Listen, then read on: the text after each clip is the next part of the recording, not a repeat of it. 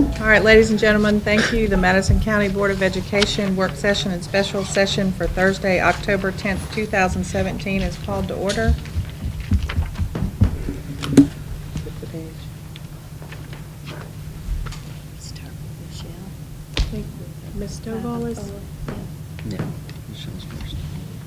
there a I'm not an superintendent update? Yeah, I do have an update. Okay. All right.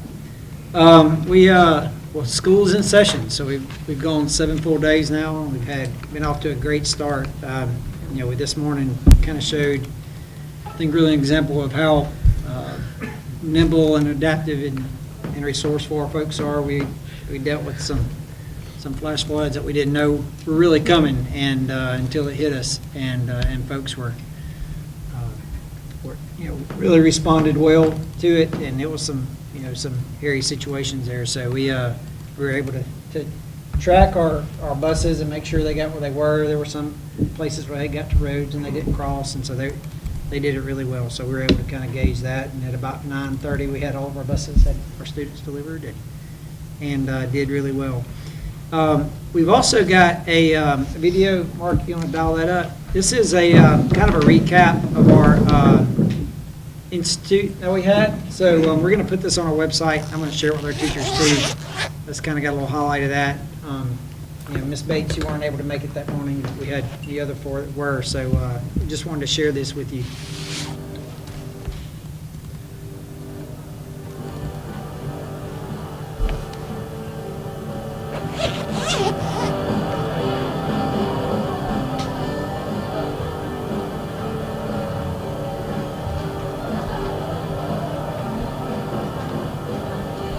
In our mission, guys, it talks about getting our students ready for a globally competitive world.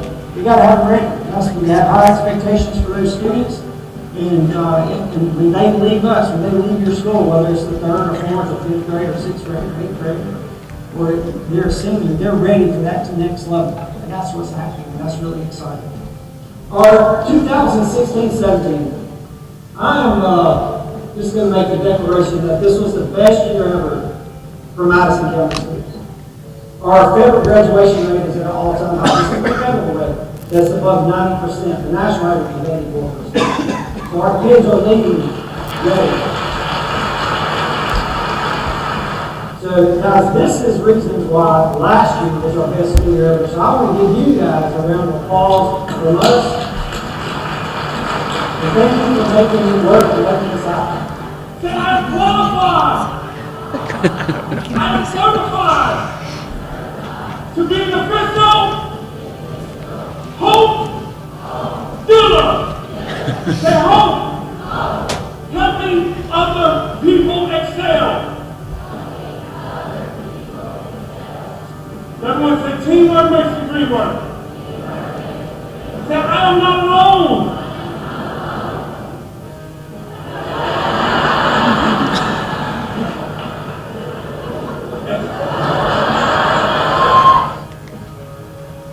Not only are our teachers having to train and everything else, they have to make learning fun and engaging. But I do believe 2016-17 was our best year ever. I mean, it shows in just a wide range of every data point we can look at. We have a tremendous amount of momentum moving forward. All of our schools are doing incredible things. But what's really exciting is that we're fixing to even be in a better position coming in to the start of this school year.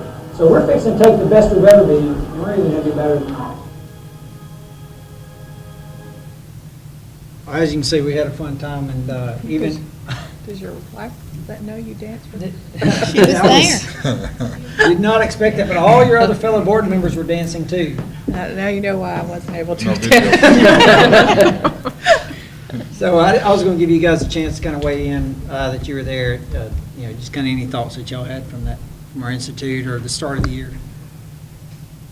I thought the institute was great. It was a fun place to be. It was exciting to see, everybody there and excited to start a whole new year, and the excitement on their faces to get back into the classroom to help the kids and to work hard. So that was a lot of fun as a first experience to do that. It was a lot of fun. I thought it was good. I really liked that you shared so many positive things that they had done,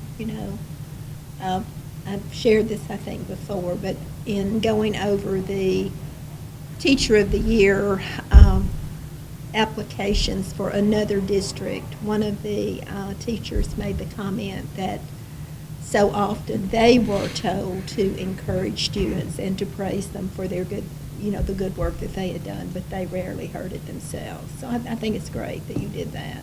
And we did accomplish a lot, and you just scrolled right over that. All you talked about was graduation rate. And that is a pre-K. That is a That was. pre-K through 12 accomplishment. Pre-K through 12 accomplishment, absolutely. It was a great experience for me. It's my second time attending, and to see the energy in the room and the teachers passionate, ready for school, I think was outstanding. And to know that we have accomplishments to speak of, to be proud of, I think was awesome to see. So, yeah. Yeah, I enjoyed it too. It was my second year as well, and I think it's real good to have that motivational start. Just to remind everybody really why they're there and that the kids are, first and foremost. Good deal. It was a fun time, so I appreciate y'all coming for that. All right, we'll start off with our work session just to discuss some different things and for you guys to kind of interact with and ask questions about. Ms. Stovall is going to present our some of the 504 plans for us here.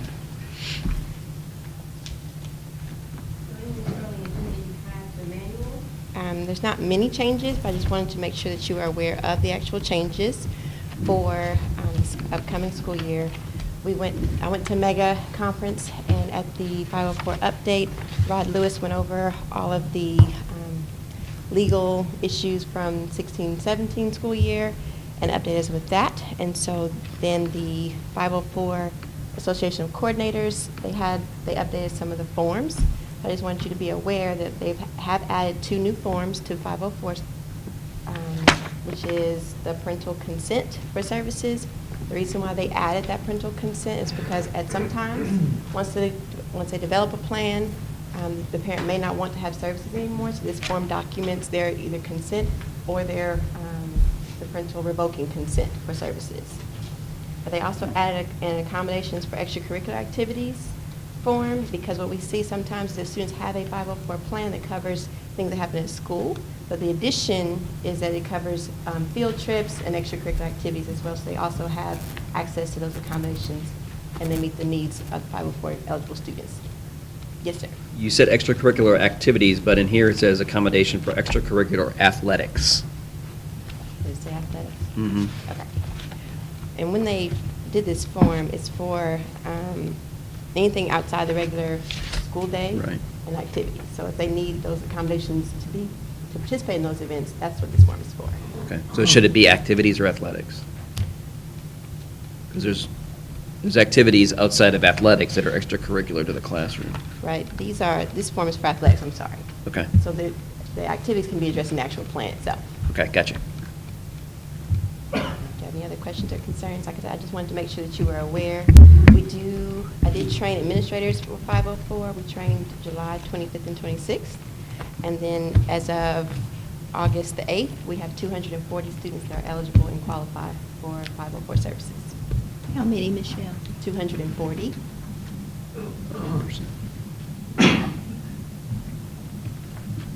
Any other questions or concerns? You had the full manual. Like I said, the only thing that changed were those 2 forms. I just want you to be aware of the forms that changed. Okay, all right. Thank you, Ms. Stovall. All right, Carrie will be discussing our Hazel Green treatment plant options. Carrie? There's actually a little microphone somewhere on your road. If you want to, can pass it down to Carrie, so that way that's not a floor mic, so don't try karaoke, but that'll get you on our feed here. All right, let's be closer. Yeah, HYCO, which is a wastewater treatment plant, been in business 50 years. They're buying the treatment plant from Southwestern at Hazel Green High School. We had sold that plant to Southwestern about 2009, about 7 years ago. And so anyway, they're just going to take it over. And in that contract we written for Southwestern, there's provisions for them to sell the plant. And they just follow all the same contract that's currently in place. And basically, we just insert their name. I did request a cover letter, which they sent us, and I changed it out today about 2 o'clock, that states that they cover the treatment plant, all the maintenance, the coverage, and also the pump station. we spent tens of thousands of dollars on that pump station in the last 5 or 6 years, and so I just want to make sure they would cover that in their cost, because we don't need a pump station. We don't have a treatment plant. And we still do, I'm going to enforce, I think we should enforce that we get 10% of impact fees anytime anybody joins onto it. They've added the Mexican restaurant that's just north of there onto that plant about 2 years ago. And so I have a feeling in the future they'll add more stuff to it. And that'll give us just a little bit of money. Have we been getting that 10% off things previous? Only on the, they've only had that one connection, Okay. and that was to that Mexican restaurant up there.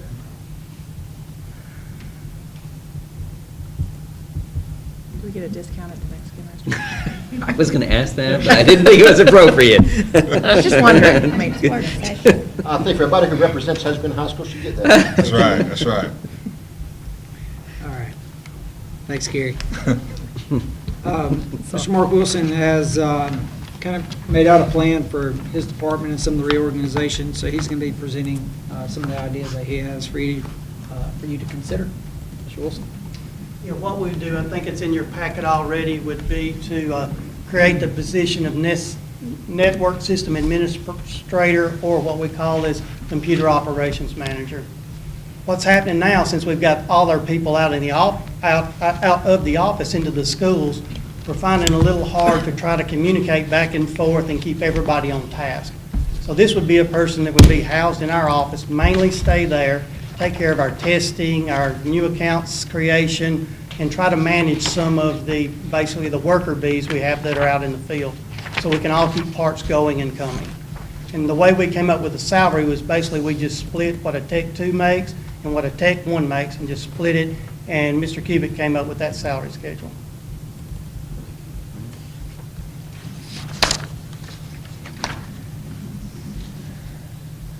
But what's it under again? Because I can't find. Yeah, I saw computer operations manager, but where is it on the salary schedule? Exactly. Is it network sys manager? Is that what you? Yes, that's what it Okay. says on that one. Okay. And actually, this is costing us no more money. We just moved things around, so it still falls under our same budget. That's always music to our ears. I thought you'd like that. So there's really 3 new positions on here, right?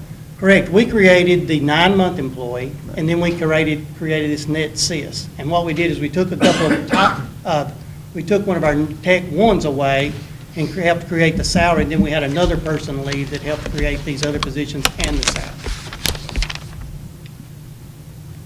Before, everybody was a 12-month, 240-day employee, so we kind of went So the number 3s are now less time.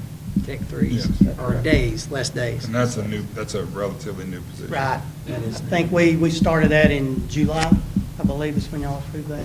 That's not on the salary schedule, is it? It is. This is this. That may be the old salary This is the schedule. old salary schedule. Yeah. So the position that Mr. Wilson's referring to is actually between the network technician 2 and the network technician 3.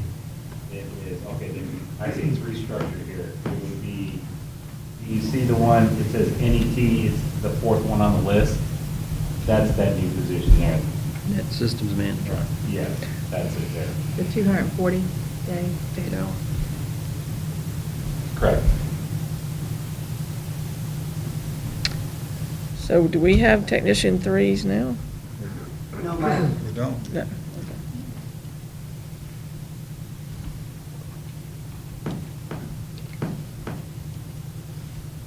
So who's going to become a technician 3?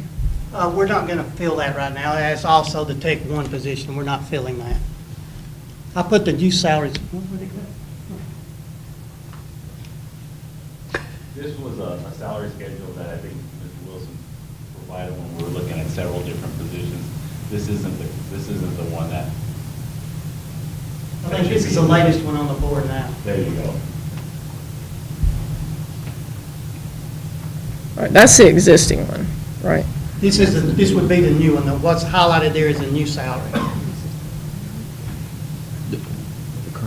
A technician 2 it starts off at 37,100, and technician 1 starts off at 50,900. This one is right in that 41 mark. It's about halfway in between the two. So, Mark, how many Tech 2s do you have right now? We have 5 right now, How many Tech 1s you got? 0.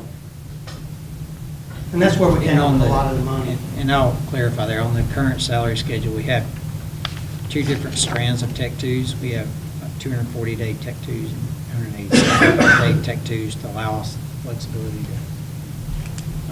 bill those. So there is not a Tech 3 currently.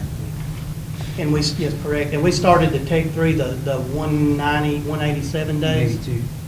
They're the ones that are out at the schools all the time, working in the zones that we created over the summer. But those are Tech 3s, you said? No, they're Tech 2s, the smaller amount of time, the 9-month employees. Okay. They're on the same salary schedule as the Tech 2s. There's just 2 different bands. You have the 12-month and then you have the 182s. And so it's the same hourly rate, it's just the amount of contract days. Gotcha.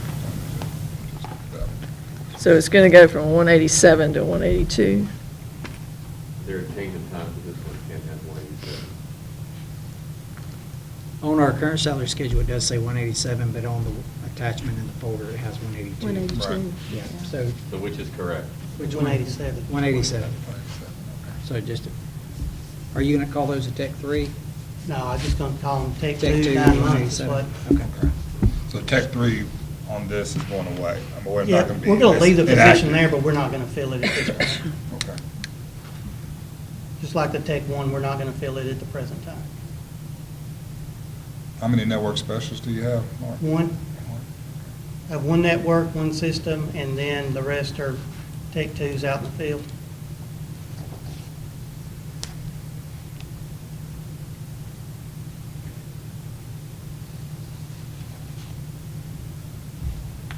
Do we have a data specialist? Yes, that's our 2 STI experts, our student management software experts.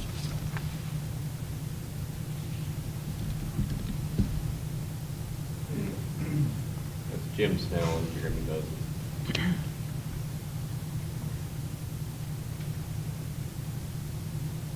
This was to provide information for you tonight. We're going to go ahead and get this with the correct salary schedule out to the policy review. So they'll be looking at it, they'll go out to them tomorrow, but we want to make sure the board saw it first. Mr. Wilson wanted to going out to policy review for review and input for Yep. them. All right. So this will be coming back to you, more information. If there's any other questions you have, you can ask us, and we'll follow up with that. Do you have any questions now, Chief? I guess my question is, do you feel like that if you do this, do you feel like that's good coverage for everything we're expecting you to do? I think we're going to be better equipped to hit the emergencies and when the issue comes up, because this person will be coordinating with not just our techs, but also the engineers and also the data specialists as well. Because a lot of people, when they put the ticket in, they don't know, they'll say they're wireless, but that may not be the actual problem. So this person will help diagnose that and route the ticket to the correct person so we can get the fastest response. And currently, what happens? Currently, the flow is now, a teacher puts a ticket in, and we're encouraging everybody to do that. That goes to their tech contact, which usually has 4 to 5 schools right around that school. So they may be in the same building, so they can get the problem. But what happens is a lot of them, they're like passwords, and I don't know what to do for this. And that's where we want this person back at our office to like take that load off of our tech people so they can get the really difficult things like my computer won't turn on, that kind of stuff. The hard drive is messed up. So this is going to be a coordinator, and also we'll be able to pick tickets from all 5 of my field reps to make it easier on them and route the tickets where they need to go, plus take care of our new phone system and quite a few other duties that's assigned. That's Mark- coming, right? The new phone Yeah, system? remind everybody about the field reps, how that works. What we did over the summer, we divided all the schools up in zones. And we did it on kid population. So each rep, there's 5 of those, they have about 4,000 kids apiece. And we try to put it even close to their house. So when they come to work, they report right to a school. And they'll work the tickets at that school if they have any, and just basically drive around all day making the circle, hitting all their schools. We've got a little bit of feedback already, and everybody seems to like it because they see their computer tech almost every day now. Before, we just had 2 people covering the entire county, so it seemed to work out pretty well so far. We still got a few glitches we're working out, but So you mentioned, as Mr. Wilson, have everybody that he has for everything he wants to do. He wants more of those folks. Never. So, but it's what we can do. He's done a good job of maximizing our return on investment there, so. Mr. Superintendent, I noticed that valid driver's license is under the essential functions. I think that needs to be a qualification.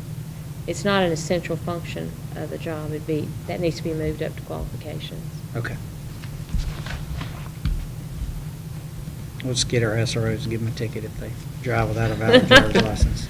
They arrive at the school. Well, I came to the board meeting last time without one, so, you know, it happens. All right.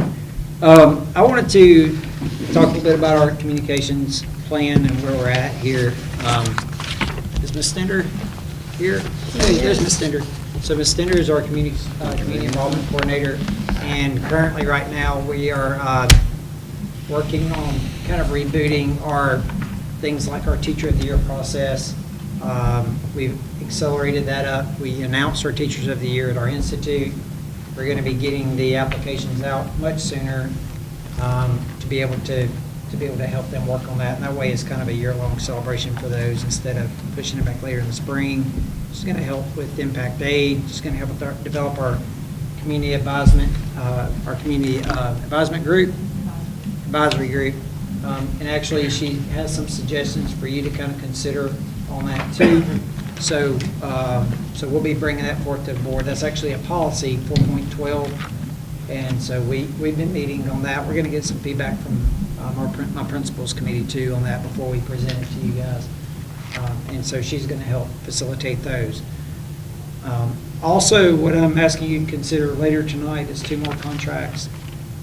One will be for audio and visual with Tim Hall Communications. Tim Hall, actually, we just brought him in to do our institute and to just kind of film that, and that he put that package together, and he actually packaged a story that sent it to WH&T that they aired.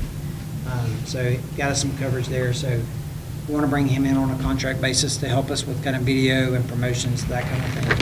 And also with Quadras that we discussed, that I pulled last time to kind of get a little more, availability to discuss. But with Quadras, they will help us with, and Cassie Scott in particular there, will help us with the business development piece of what we have in community relations.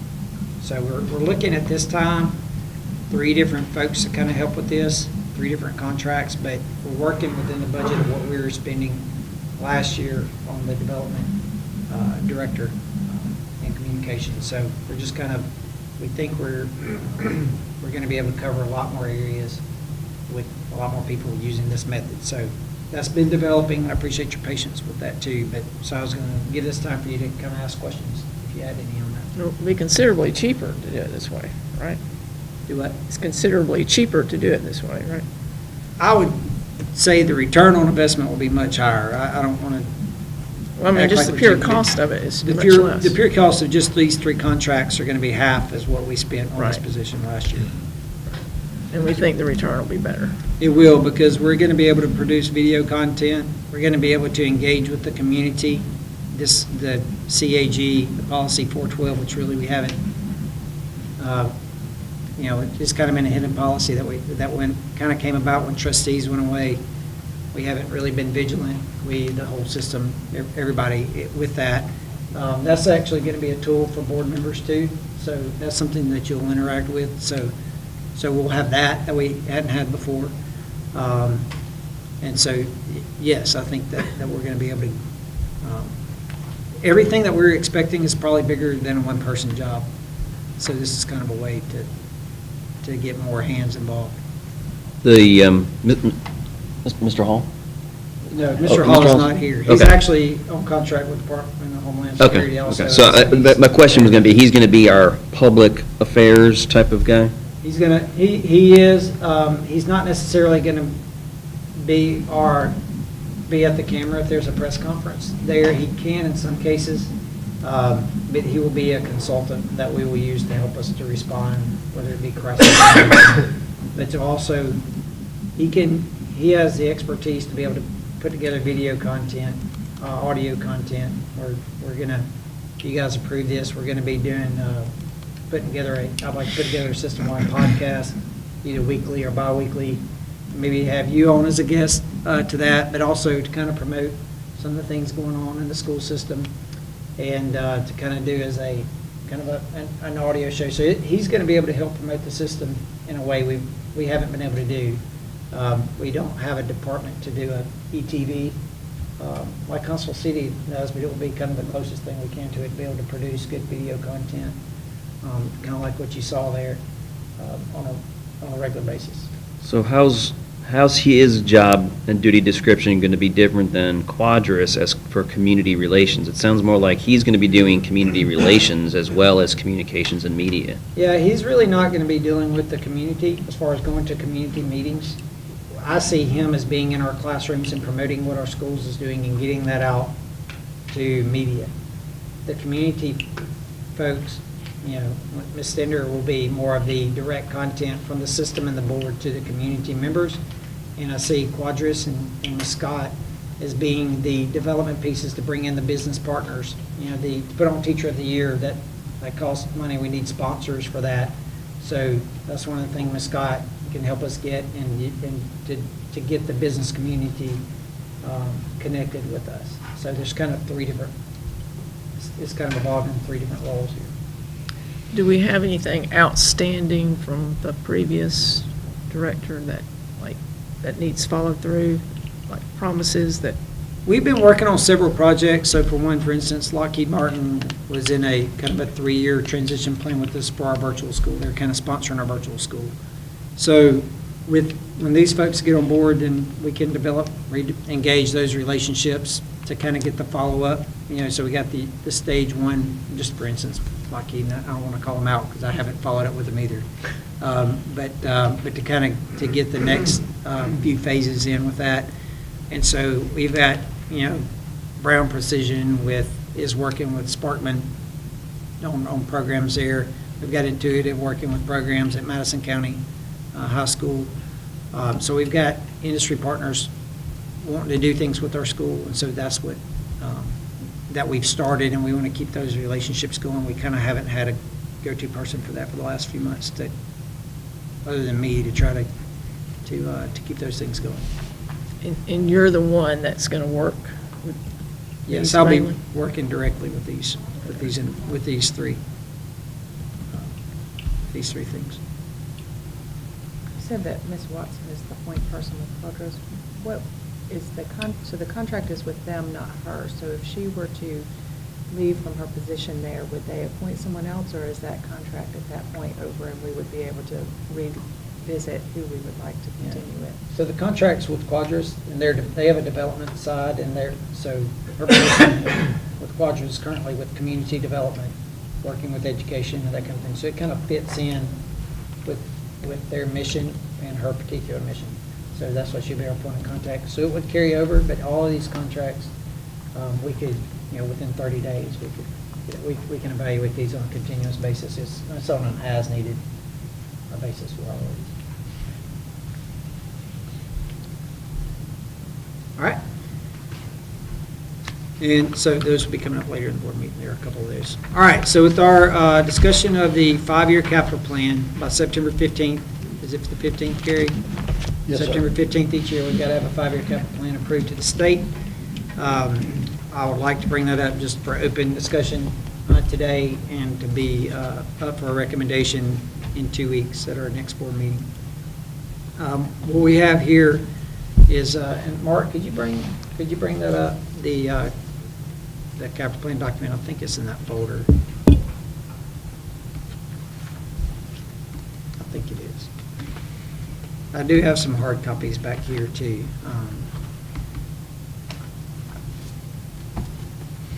I wanted to go over kind of some other sections and kind of introduce someone for you here. Yeah, that's the PDF there, Katie. So the new school is still on there. It's been on there since 2015.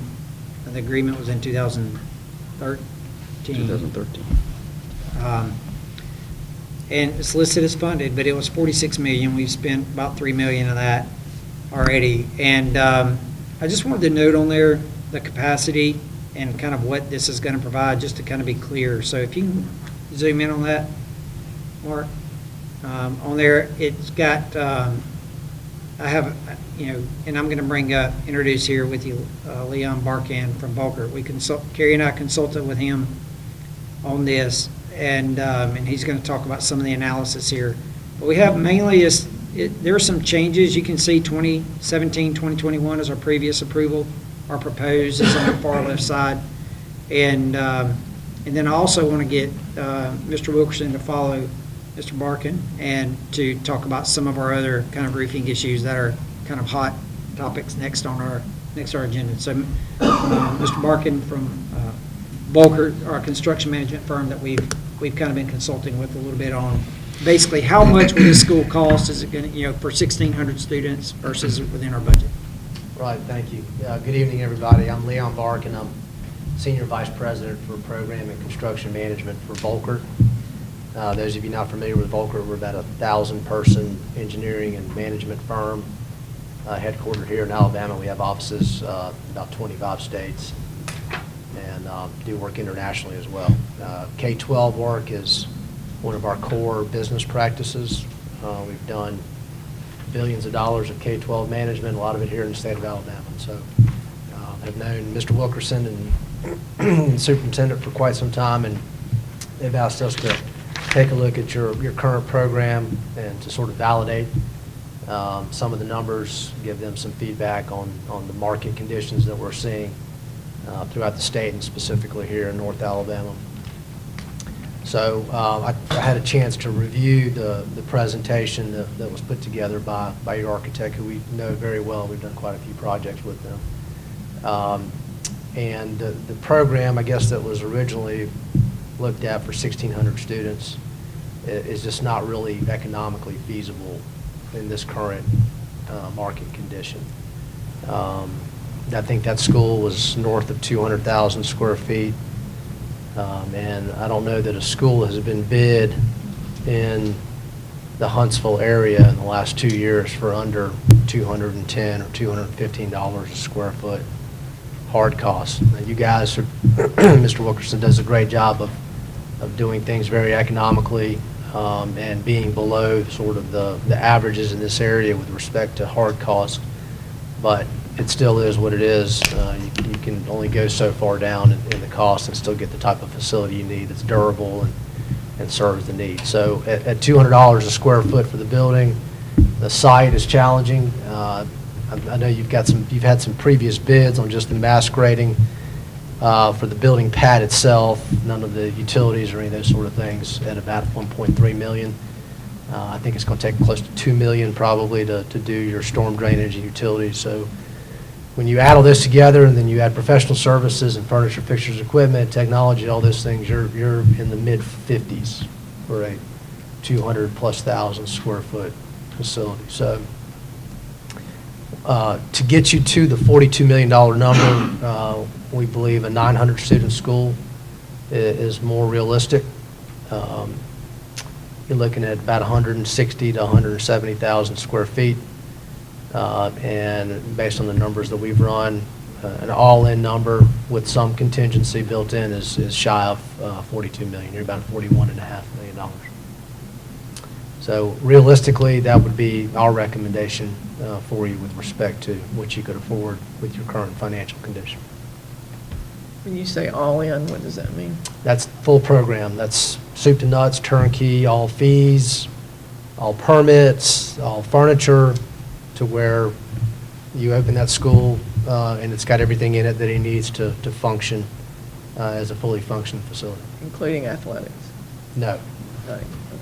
That is not, you could potentially, depending on how the bids come out, do some practice components, but a competition football stadium, for example, you're looking in the $5 to $7 million range for a competition football stadium. Baseball, competition baseball fields and softball, they're about $300,000 to $400,000 a piece.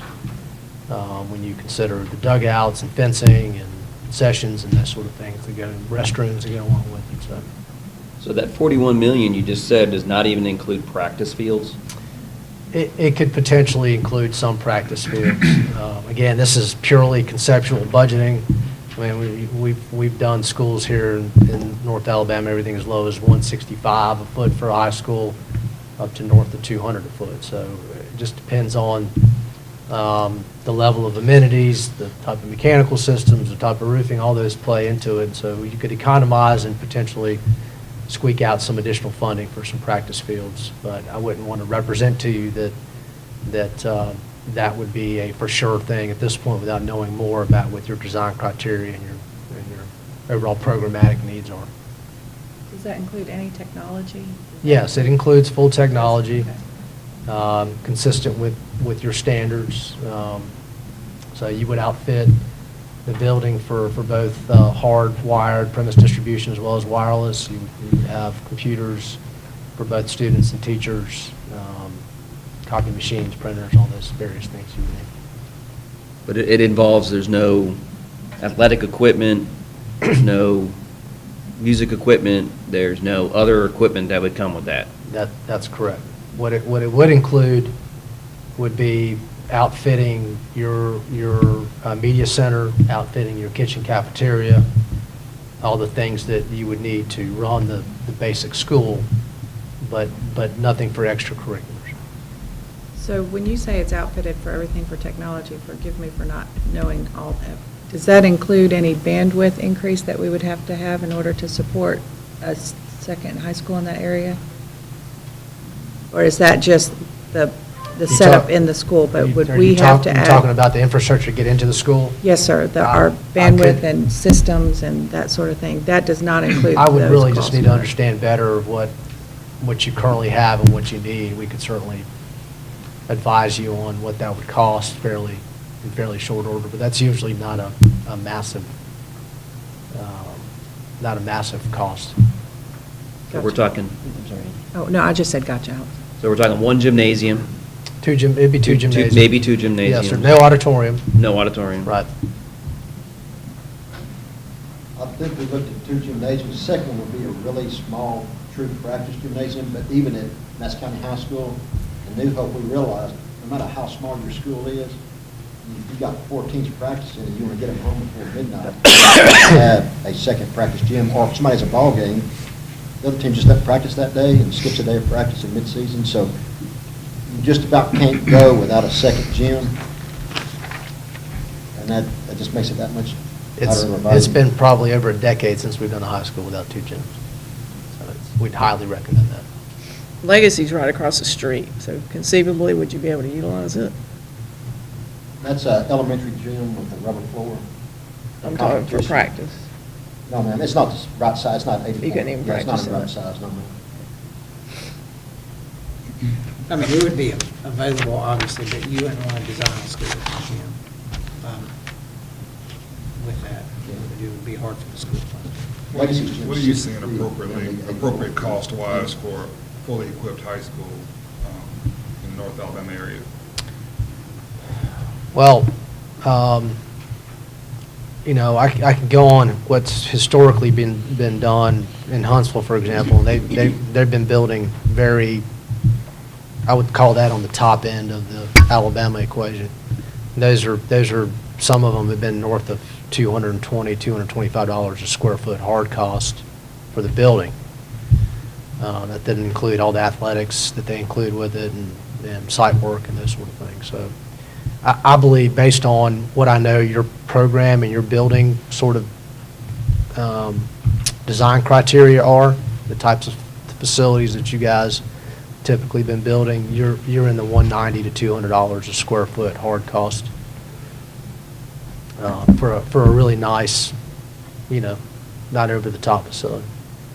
So if you build it for 900 kids, can you arrange it and build it and configure it in such a way that if you want to expand it later on? Absolutely, we do that all the time. So your core facilities, which are the ones that are the most expensive to build, the classrooms are the least expensive, you would size those up a little bit. So your kitchen cafeteria, your media centers, you would make those sized to accommodate future growth, and then you would master plan the overall design to easily add classrooms in the future when you had additional funding. We could even put the utilities in and the building pad in, so it's a really quick and easy addition. Have we contracted with Volker, or is we? We have not. We considered them a year and a half ago, maybe, and then the board decided not to in this project, but they've still been kind enough to consult with us. You know, I mean, we have a good relationship with them anyway, but so they're experts, and they've been very willing to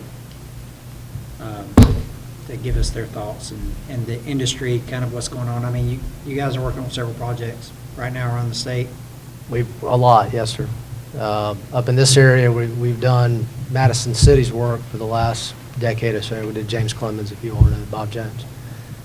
We've done all of Morgan County's work for a number of years. We're doing all of Jefferson County's work. We're going to have about a $200 million program. We're doing Alabaster High School now. It's a north of $100 million high school that we're doing for them. So we managed Birmingham School's work. That was about $500 million.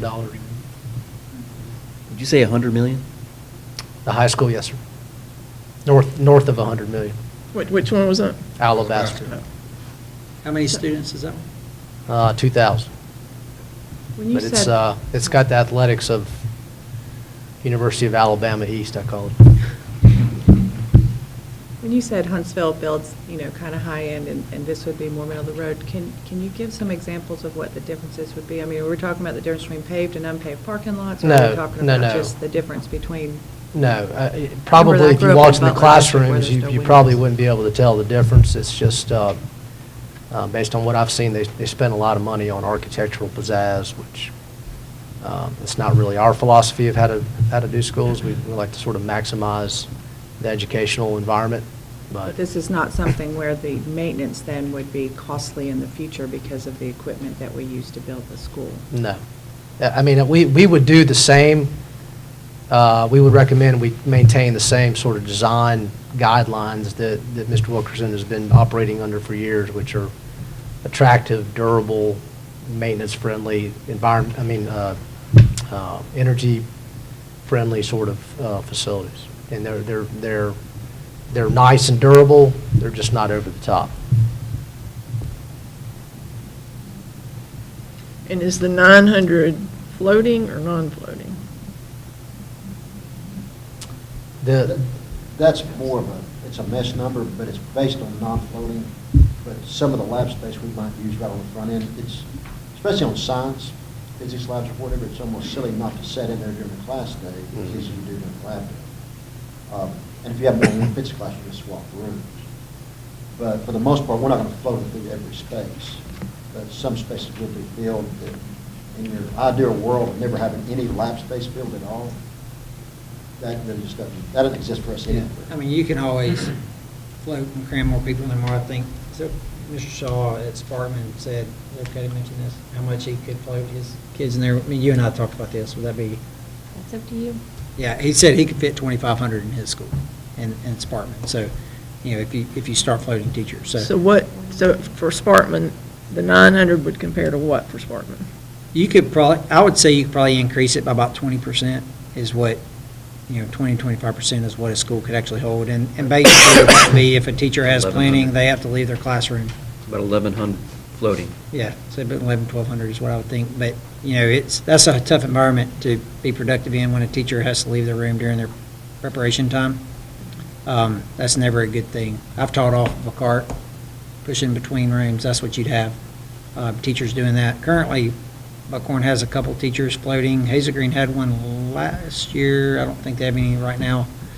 There's none at Sparkman. You don't really want to have that. But yeah, you could always, have every room filled every period if you want to cram them in. And that square footage I gave, a lot of it depends on how much career tech or non-traditional spaces that you have. If you minimize on that, you obviously can increase your number of classrooms and the capacity of the facility gets larger. Would you say the square footage again was 160? About 165,000. In comparison, What's Monrovia Middle?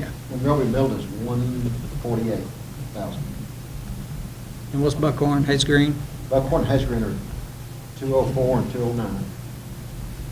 What's the ninth grade academy? It's I believe it's 165. So we're looking at about the same size as the ninth grade academy. Right, yeah. How What about is Madison Sparkman County, now? Madison County High School? They're right around 120. 120. And what is Sparkman now? Spartan High School, because right now it's 204. No, I'm sorry, it's 201. It's actually, yeah, smaller than Buckhorn High School. So these architectural designs that we have, are we going to be able to use those with the 900 student school, or we got to go back to the drawing board? It will be a major redesign, and like I talked to Mr. Barker about a little bit, it also mentioned, you go to one store, you might save a little bit of money, but then we have built right now, or everything designed as a two-store. And if we try to keep some of that same design, if you remember what it looked like, the way it's laid out, basically we get rid of both the interior wings and all the interior courtyards and push the entire front of the school into the back of the school, so it'll be one box. It's still a lot of redesign, because all your structural changes, your building pad changes, just about everything changes. And then also, now we have to build those safe rooms, and there are wings that we would cut off is where safe rooms were, so we end up having probably the gymnasium as a safe room, and that's what they did at Clements. So it's a major redesign to go back in and change it from 200 and something thousand square feet down to 165. In terms of dollar value, what's the cost of going back in and doing the major redesign? And I'm just guessing this without looking at it, but it's probably about 65% of the cost versus 65% again to do a redesign. We're only at 80% at this point right now anyway. So we'd probably have a 65% charge. But with the site we have, we're not going to save any money building a smaller school as far as dirt work's concerned. Is that correct? Dirt work's still going to be expensive. Dirt work's going to be the same, especially like I spoke of, if we're going to build it for it to be able to expand, we're going to have the same size pad we originally had, even though we're using a smaller footprint to begin with. And a great point was, if we look at floating, and you recognize this a whole lot at Sparkman High School, parking is horrendous. They park over the ninth grade school and walk. And we've expanded that parking lot 3 or 4 times. That's a self-inflicted wound on that one. We've increased the number of drivers at Sparkman High versus through go down that road. But that. So, we're looking there, so we're talking about designing a school that would hold 900, and you're looking at 900 students. If you go in and add 25-30%, you got to up your parking by 25-30%. And that's not cheap, it's not expensive, it's not the cost of the building, but parking is very expensive. And that's the reason we limit it to about the bare minimum we can do that. All right, thanks, Mr. Barkin. Thank you. Some other things I wanted to talk about on the capital plan. This is the next couple of things. Mark, you can bring up those pictures, and Carrie, if you want to describe the roofs that we've got here that we're looking at. I put these pictures in your folder, also in the work session folder. Mark, do you have that pointer? Yes, I do. So I can, Coming at you. so I think they get kind of.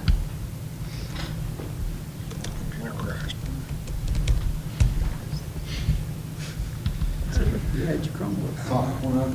Bring it next time. Here you go. I can just look at it from screen.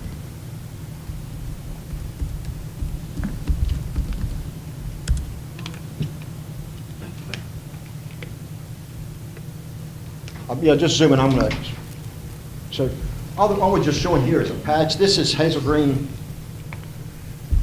Elementary School first. Let me go to the next one. That's just standing water. Yeah, well, you can see what, and I'm going to show you a closer up picture in a minute. This is all patchwork. Anywhere we have an extrusion through the roof, we've patched it probably 10, 15 times. And this is that's actually a modified bitumen roof. I'm just going to show you some of the patches we've gone through. And so right there, we just have bare tar showing, no covering on it. That's all you have. Talk a little bit about the roof structure there, Carrie. About the roof structure? Yeah, what kind of roof? And That's a modified. Where is that? That's a Hazel Green. Look at this. Modified bit roof. Where'd you go? It's made of a roof deck, insulation board, fiber board. That's felt like you'd have on a shingle. They tarred in between, and then they put what they call a cap sheet. And the cap sheet's a modified bitumen cap sheet. And it's a real hard, thick type gravel system. And it lasts for 25 years, roughly 25, 30 years. You go to the next one there, Mark, I can't get it to move.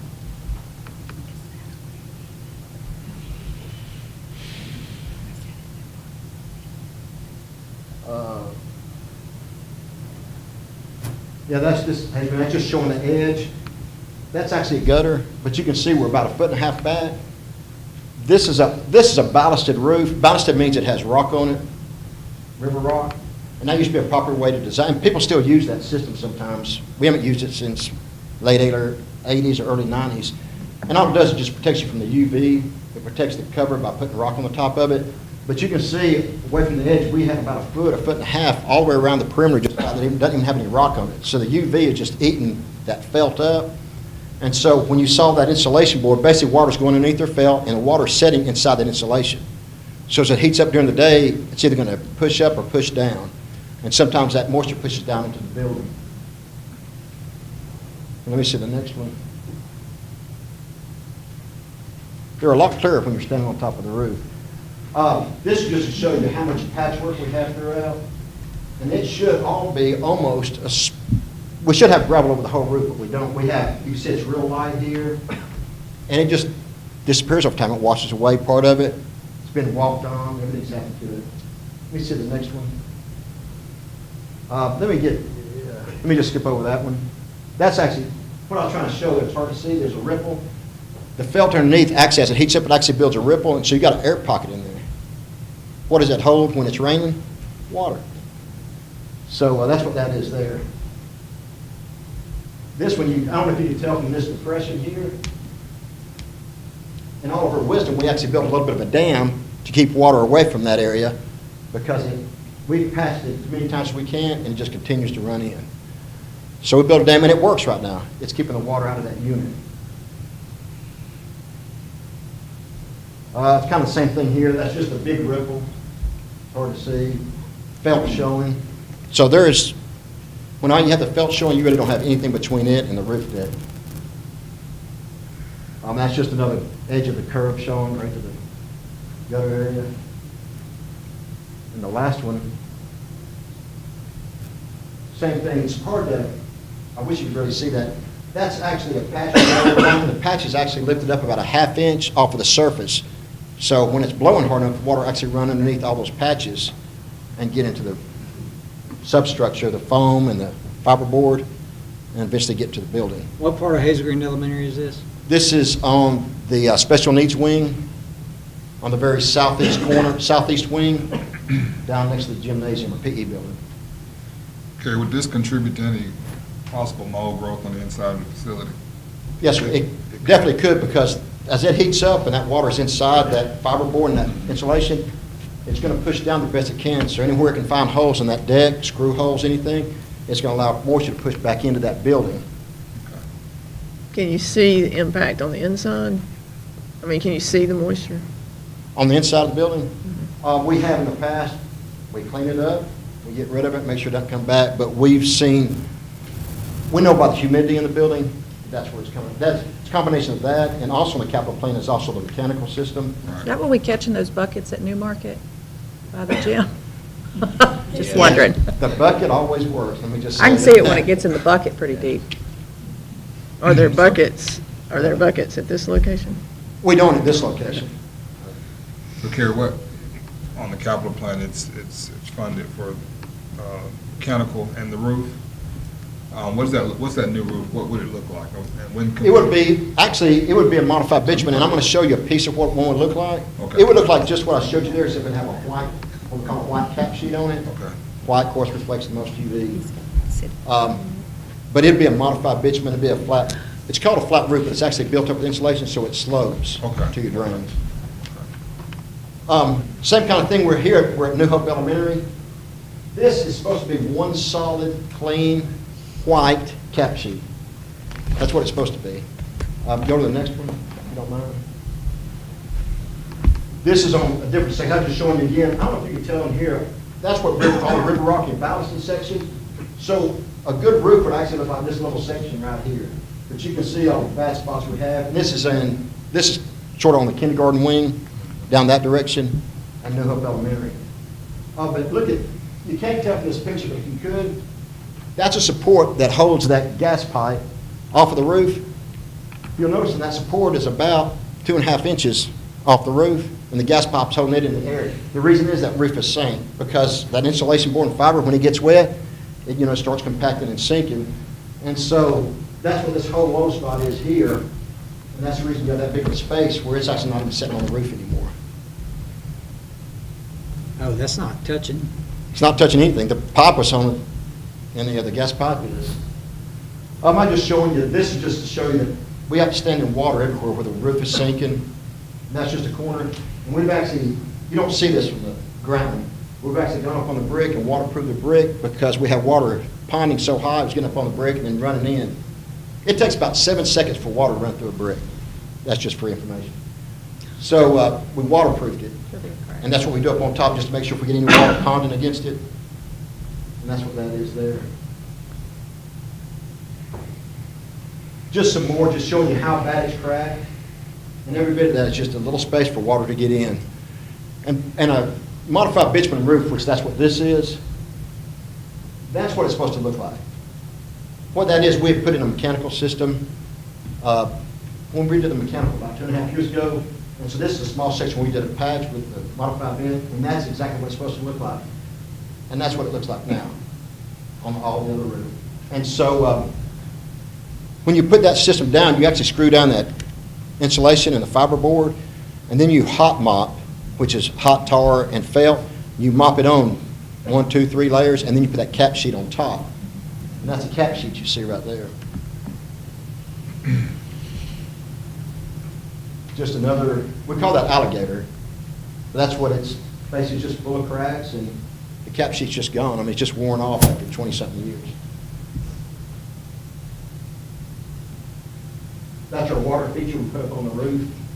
That's on one edge. That's an edge pool right there. Yeah, let me tell you, you'll get wet coming off of that ladder to try to get to the dry part of the roof. So just to show you how much water's ponding, and we just can't, it just keeps sinking, and there's just not a lot we can do with it. So Carol, in terms of critical, these two things, the roof, are both unfunded. 1 to 10, 10 being we need to do this yesterday. Where would you put this on a scale? I'll say this. Of course, I want to say 10. Right. Because it's really that important. Today, on this school this morning had 9 leaks, 9 active leaks today. Now, we had a big rain last night. This is at New Hope. So we recognize that may not be every time it rains. But next time it rains, we could have 30, or we might have 5. We recognize that the cap sheet's gone, a lot of the substructure is already gone, and it might start leaking like a sieve tomorrow. And we rented that at Central School several years ago. We had 3, 4, 5 leaks every time it rained. We thought we were okay. Then all of a sudden, we had 30 and 40 every time it rained. Both these roofs need to be replaced. Well, and this is not a new problem at New Hope. It's been patched for Oh, easily. We've been working hard on this roof for 10 years. And like I say, I'm not sure when it went in, but I know that it went in sometime before 1996. I'm positive of that. Don't know when it was. Both of these roofs are at least 20 years old. At least. Well, we just love that wading pond up there. How long is the average life for that particular type of roof? We try to have 25 years, the average life. Sometimes they'll go 30, with not very many issues. And that's still the common roof that you would use to repair? That- I think I heard you say that. And that's the one we're looking at putting on at Owens Crossroads, is a modified bitumen roof. We like the standing seam because, first of all, if it's sloped, it's standing seam, the water runs off pretty fast and it doesn't pond. There's nowhere for it to pond at. And those roofs go for 30 years, and sometimes they can go as much as 40, standing seam roofs. You're not talking about putting a roof like that. Is that what you asked? Now, I'm talking about putting a modified bitumen roof back on. It'll have some pitch to it, right? Well, we built it in with the insulation and the fiberboard. It'll be what you consider a flat roof, but it has slope on it. It's built up with slope. It's not the gable roof. Gable roofs cost a little bit more. And with New Hope Elementary, it's so broken up with the media center and the different elevations. You got to step up and down from different elevations. That roof's really tough to get a modified bit roof on. I mean, a standing seam roof on. And Mr. Arrear, how much water did you have in Sparkman Middle today? We had to close down part of the building, where the S is and all 6th grade hall down to the end. We had to shut it off. Basically reroute traffic and 2 classrooms, and several other rooms, like a counselor room, a special needs resource person, no riding commission. We had about, there was evidence of about 6 inches in one room that was standing, that was wet. And when we got to school, it was still about 2 or 3 inches in some of the rooms. Yeah, Russ does, we didn't have that problem before Russ got there. Just for that. But, not to point a finger. No, we've had some issues there. We've done some underground, he has some real underground drainage issues, some courtyard issues. It takes money to fix. It takes quite a bit of money. Everything we have in place just about could be fixed if we had the money to fix it. So the Sparkman Middle is a new problem, brand new problem? I think it's an Right. existing problem, but It's an existing problem, but it's not on the gotten capital plan worse. because it's not recognized. We fixed it.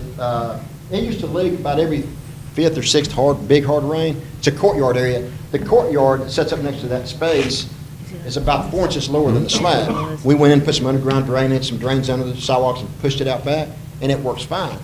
They got enough rain last night that it filled that 4 inches up, and then it got slab level and it ran into the rooms. Was there any damage, Russ? There was some, we took some pictures, talking to President this morning about some different things. We got some dehumidifiers out there probably about 10 o'clock, and they're running 24/7 now to get the moisture out, and then we'll bring some ozone sheets in on Friday to mitigate any kind of growth of anything. While the students are gone, we'll run them all weekend, and we should be as good a shape as we're gonna be by Monday. When was the last time that happened? I think probably the last time it happened was probably about maybe a year and a half, 2 years ago. Yeah, it was, yeah, it's not often. We do have some other roofs. These two are the big, large, problematic roofs. Buckhorn High School, you don't want to go on the gym in the gymnasium stage area. We've worked on it a half dozen times, and it still leaks. But we're waiting, and now that's on the capital plan. I believe it's only about 40,000. Number 19. And Newmarket, yeah, I mean, it's, I think I expressed one time, simple math will tell us we have 30 buildings. If we're lucky, we get 30-year life out of a roof. We should be doing 1 building a year. We did Central's, oh my goodness, 5 years ago? And I don't remember when we did before that one, actually. So we should be doing 1 a year just to keep level where we need to be. And the same way with mechanical systems. Here, these longer lasting systems, modified beach roof and standing seam and all that. But like at Newmarket, you have shingle, which everybody knows is, not to that quality.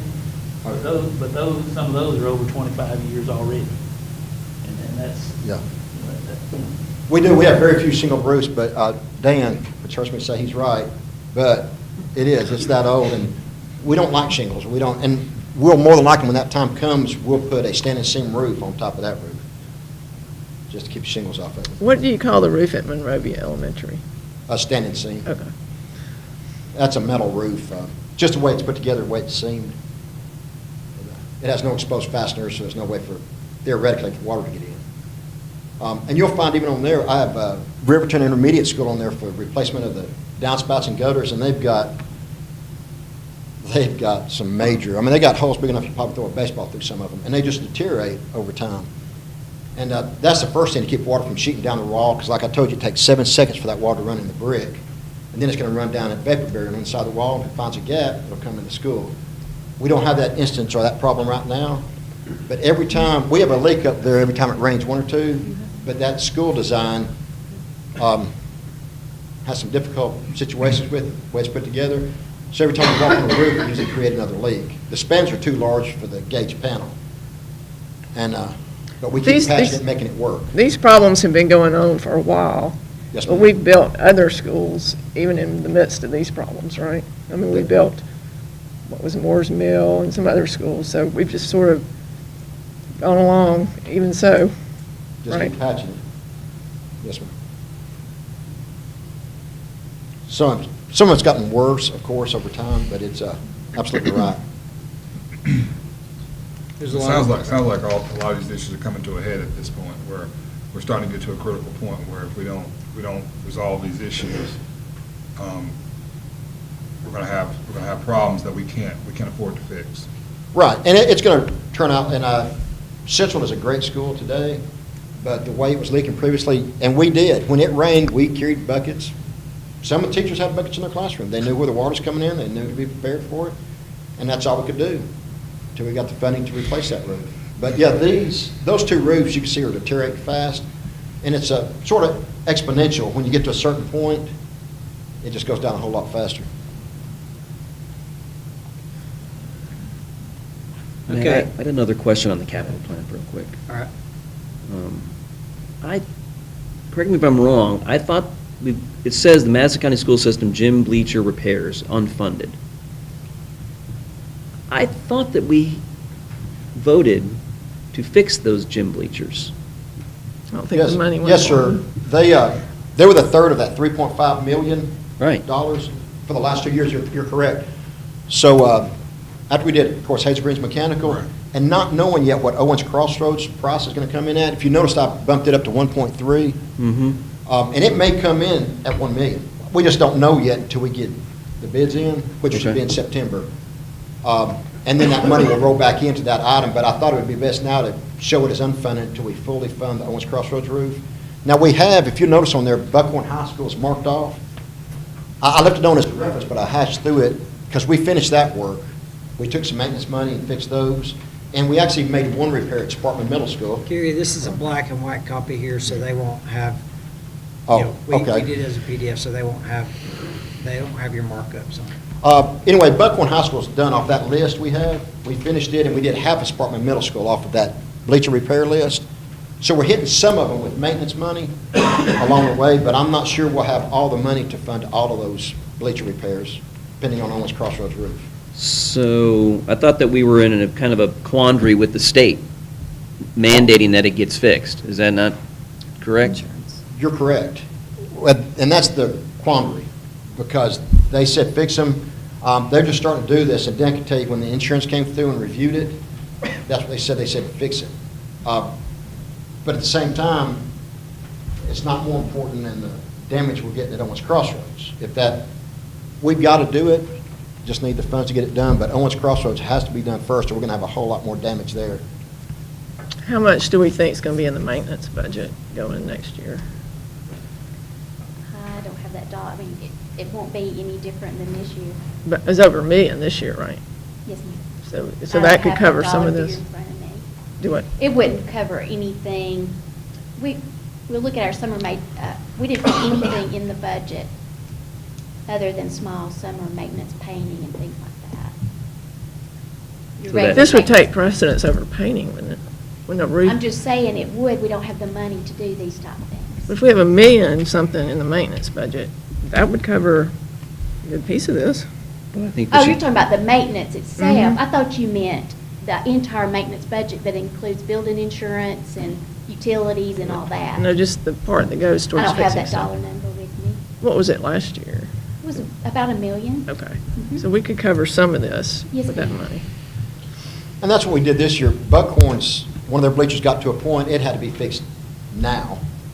And so that's the reason we took some money out of maintenance, and we had a little bit of money left over, and basically, we divided up by school, maintenance money, and sometimes you get to the end of the year, you haven't spent all the money in that school, and there's so many items we can do up and beyond that maintenance money is really for our emergencies that come in, and I use the example, we're replacing the boiler right now at Riverton Intermediate School for $50,000, and that just popped up on And us. part of it's used still for our overages with the debt on the Snyder projects, because we're not to the point that that's budget neutral yet. So that was included in that $1 million as well.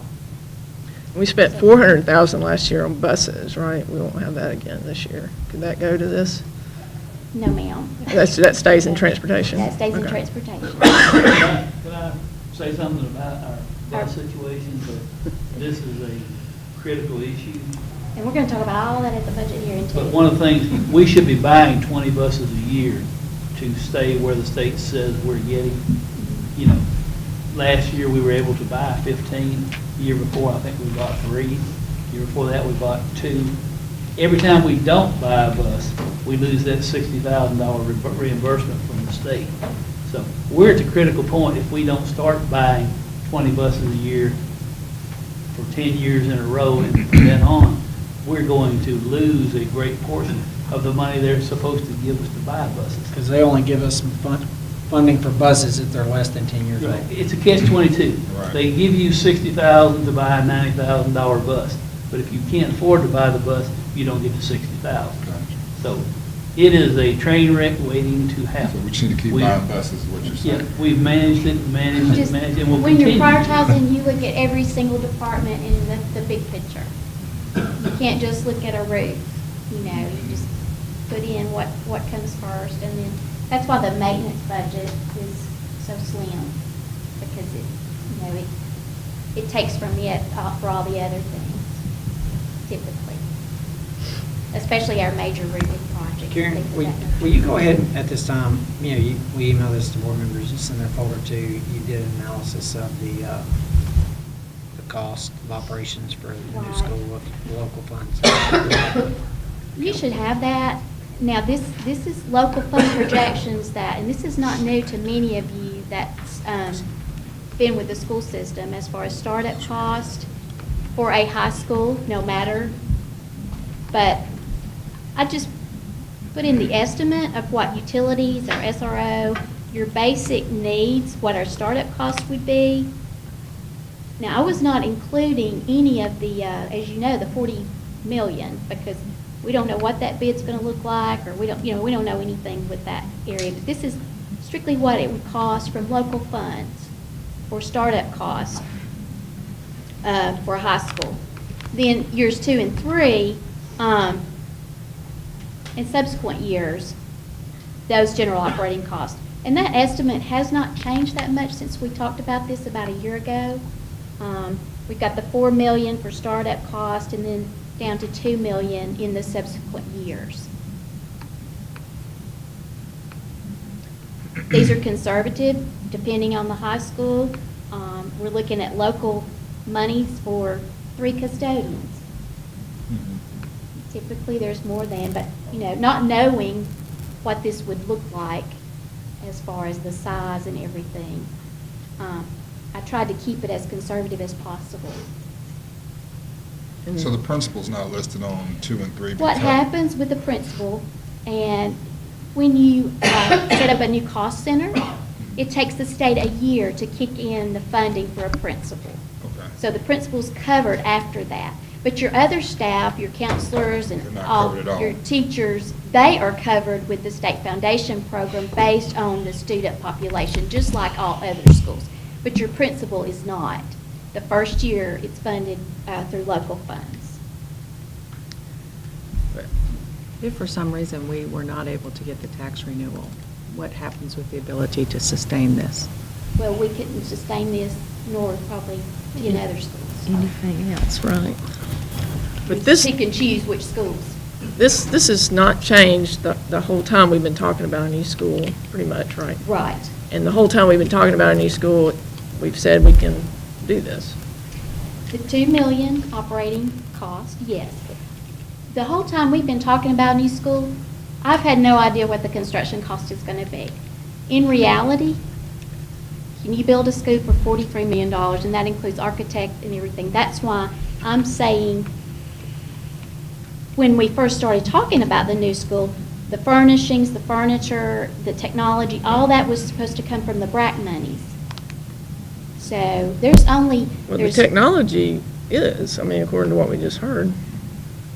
right, for, if you're looking at, 900 students and no athletics. Right, So so that 2 that million. would change some of this. It depends on what we build and what's covered with the BRAC money. And the other thing, we talked a little bit, what are you going to do with Sparkman 9? Because if Sparkman 9, all those kids go to these new high schools, and What Ms. Rucker was saying, correct me if I'm wrong, if we eliminate a school somewhere, say Sparkman Middle moves to Sparkman 9, I know we will use Sparkman 9, I would hope so. It's not going to just stand there. If we totally eliminate a school, with our student population, I don't know, we haven't discussed that or gotten that far. Sure, you would reduce utilities wherever that school was. If we totally shut down a school, this would change. It would substantially defray these costs. Which is exactly why Huntsville City, when they built Jemison, they closed Johnson and Butler and built one school. You know, when they built the new Grissom, they closed the old Grissom and closed their Career Tech Center to build one. Every time they build a school, they close two, which is a very economical way to do that. We have not done that. We built But we Moore's would be in Mill. a position to do that with this school because you can move your Sparkman Middle to a new, nice facility. We get rid of the roof problem. We get rid of a whole bunch of problems. Yeah. And they would go to Sparkman 9. So when we built Moore's Mill, we didn't close any schools.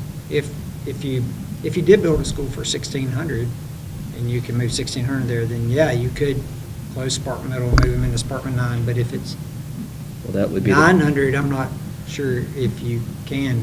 And we'll be do right that. back in the court. And you've got to go through court to do all Well, that. Betsy, you'd have billions of dollars of upgrades to Sparkman 9 as far as the athletic facilities that you have at Sparkman Middle now that you would have to have. So, you know, it's not going to be a safe, because if you move middle school to Sparkman 9, There's nothing. there's no room for high school fields. Well, you could keep the fields at Sparkman Middle, couldn't you? And then you have a nightmare of getting kids back and forth, transporting them. It's not very far. But at 900, Well, you but you've can't got close the school. 219 buses hauling children. That, you know, so we could free up some buses up by 5:30 if they want to start back in. Didn't we None of those buses go by Sparkman Middle.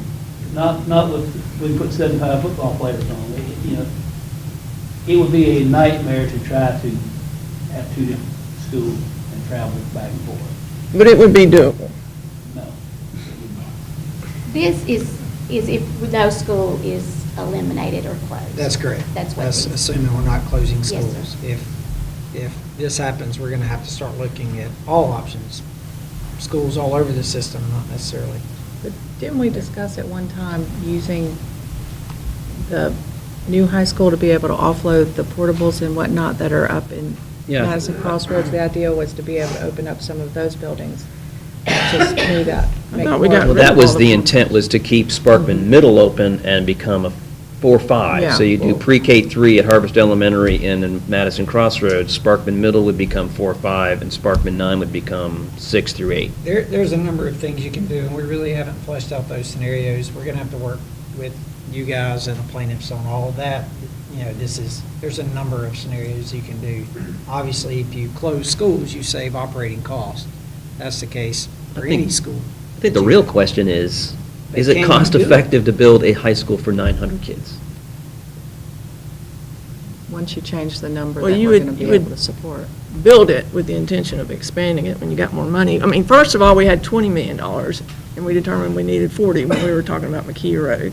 Now we've got 40 million and we need 60. If you never, ever build anything, it gets just cost prohibitive. You've got to build something to We get started. can't afford to build it big enough now, and we have this many needs in order to help the rest of the system, then it's going to be 25, 30 years before we can You be had all able these to- needs when you agreed to do it to begin with. You is us. No, I wasn't on the It's a board. system. No, but it's a system, and we're talking about a system-wide problem and all the students included in it, not me and you. The needs were there when we agreed to build the school. I don't disagree with that. It's nothing's changed. It has changed if we're not going to be able to build a school that is fiscally helpful and actually solves the problem that we originally planned the school for. It takes 900 kids out of Sparkman. That solves the problem. It doesn't solve the problem for everyone in this system. It only, and it doesn't, you're thinking that that's the only way that we could possibly solve the Sparkman problem. I think it's time to look at other avenues to be able to solve that problem. Well, and I'll say, there's not a problem at Sparkman. Sparkman is routinely recognized as one of the highest performing schools in the state. There's not a single portable with classrooms at Sparkman. They're competing at a high level in their extracurriculars. They offer more advanced placement courses than any other system in the state. They offer more electives. I'm sorry, they offer more electives than any other This is school in the system. same argument that's gone on for But proceeding for years. I will stop everyone if we start talking about Sparkman's problem. What, you know, there's not a problem there. We've got a school that holds 1,850 easy and could go up to 2,200. That's not a problem, that's the school. They're building, Alabaster has got a $100 million problem, it sounds like, because they're building a school that holds 2,000 students. So this thing of Sparkman's problem, there's not a problem there, and that is not an argument. If the problem is there's offering too much and there's too much going on there. So if you want to fix Sparkman, if you built this 900-person school and you moved the 9th grade in there, it's still going to be 1,800 kids. It's just going to be 1,800 kids that are grades 9 through 12 instead of 1,800 kids that are grades 10 through 12. So that school, if solving the problem is having a school that's 50% capacity, that's the problem. When you have a school that holds 1,800 that only has 900 in it, that's a problem. So it's okay to build a school and to say that, but to say it because we have to fix Sparkman, Sparkman's fixed. It is a. Some people don't like a school with 600 kids in a class. Okay, that was the problem all along. It's too big. It's the third largest high school in the state. Nothing's changed about that. This board agreed that it needed to be built. Nothing has changed about That's that. fine, Your opinion but that's is a consistent personal on it, preference, but to say there's a problem at that school is incorrect. It's infactual. When they're performing at the top, in the top 10 in the state, that's not a problem, unless performing in the top 10 is a problem. But it's not from somebody that's an executive officer of the whole school system and trying to get our students in the best. What's our mission here? And our mission is to have our students prepared to enter the workforce, to be globally competitive. Our mission is not to have the smallest graduating class possible. We do have schools of that. We have schools with graduating classes of 100, 125, 300, 360, and 560, or 600. And so, all of those things, they can still perform at high levels at any of those things. So it's just, I'm okay. I want y'all to continue this discussion, but it fixes the problem at Sparkman. There's not a problem at Sparkman. Okay, there's not. So it's. That's a matter of opinion. But Madison City Schools both have already right now 400 to 450 graduating class sizes. They're growing at a rate of 250 students per year. They're going to continually catch up and get that. I mean, it's not a problem. If you look at them, it's a growth. It's a good thing. It's one thing to spend 40, 50, 60 million dollars on a school, on a high school, but we're building a 9th grade academy, another 9th grade academy. We're not building a high school. We're not building a school that these kids are going to be proud to go to. We're building another cracker box, and I think that is grossly irresponsible from a fiscal perspective.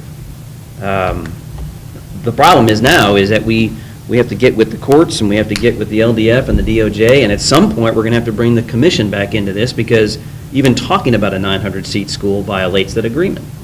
So I'm kind of surprised that the commission wasn't a part of that whole DOJ, LDF, get with the board thing. But that 900-seat school is inappropriate to build in that part of the county. But you would be building 900 because that's all you can afford right now. That's it. And you would build it with the idea of building more when the opportunity came. But we don't have the money Hopefully that would go so far down on the priority list that we'll be putting portables at that school because everything else has got to get fixed before we start adding on to another school. That school was intended to be built for growth. You do not build a 900-seat school for growth. Well, Sparkman would have room to grow. If you take 900 kids out. Then we're going to be doing a rezoning of these schools about every year. Well, so be it. Madison City does it I think it's constantly. absolutely fiscally irresponsible to be building a 900-seat school, or even to consider building a 900-seat school. I can't. Well, and to do that, to build because you might grow into it, makes. We're going to no grow out of a sense now. 900-seat school Now, quicker than we'll grow into it. It may have made sense 10 years ago. Well, you've got Sparkman's capacity and the new high school. It's the total capacity for that side of the county. You've got one high school on that side of the county, and you've got 4 others spread out all over the rest of the county. And that's where all the growth is, and has been. We've had to build multiple elementary schools. Those elementary schools are smaller now than they've been in 10 years. We don't That's have a the trend growth all the way problem. across the county. It is. We're trying to solve, if we're trying to solve a problem, that's not a problem. We don't have a growth problem. Our enrollment's been very steady or slightly declining. With the 600 pre-K students up there is what's kind of kept us balanced. We've almost added another grade level, and we've gotten rid of our portables. We don't have a growth problem. What if we get under the BRAC? Well, if we get another BRAC, then we can solve that. But we have problems right here facing us today. How would we solve it? Well, what we can do, and I would, if the board wants to shift away from this, what we can do is use these capital funds right now, and we can fix a lot of the issues that's facing us and facing our students. You know, we're here to serve our students. Every decision we make should go to what's going to benefit our students and have them prepared. When they're having to move classes and they can't meet here, and when our teacher resource folks can't go into their office, you know, that's disrupting learning. And you know, that's why we have capital plans. It supports the instruction process. It doesn't, you know, we don't forsake our current students because we might have industry move in here in the next 5 years and say, well, let's prepare something for them that may come in. We have students right now with real problems right now. And we can't control our funding. That's the one thing that we can't control. What we can't control is what we can do with the funds that we have. And we all know who controls the funding for this. There are solutions that we can do all of these things. If the will is there, we can do all of these things. We can fix all these roofs. We can build schools. We can close old ones. And we can take care of everyone. But if not, you know, we have to make the best decisions for the students that we have and to put them in a position for a chance to be successful and to take care of them. And I think that's kind of and that makes it so tough. And it's really not fair for you guys, you, the board, to be in this position to have to choose this. And we've already chosen it. We've Well, agreed to I do will this. say this, the board in the past years before I got here, and no offense, but chose to build the new sites. And there is it's deferred maintenance because it's been deferred. Okay, if it's otherwise, we need to triple our maintenance budget. But it's deferred because what are you going to sacrifice? You know, the board chose to take advantage of a 2-for-1 on the dollars. You know, you get $2 for every one. That was what the BRAC was. And honestly, you know, it wasn't, when I came in 3 years ago, I kind of questioned, you know, does 2-for-1 make sense? It would be crazy to say it doesn't make sense, but it didn't for us because we had all these deferred maintenance issues that we hadn't taken care of. But you wanted to build coliseums or auditoriums everywhere. Well, but at this point, we can't. We can't afford to do that. And so we've got to take care of our students, in my opinion. But that's, you know, the board is, that has been number one on the capital plan since 2013.